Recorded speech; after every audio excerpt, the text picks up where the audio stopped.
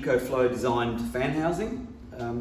It uses a standard 12 volt or 24 volt DC fan. These are similar to what they have in computers, except that they're IP68 rated, which means that they can basically get wet and still run. It's quite simple to service these. They use a normal DWV pipe coming in and out. If the fan fails, you screw these screws off. I've done a sample here for you. This fan then just simply slides in or slides out, very simply.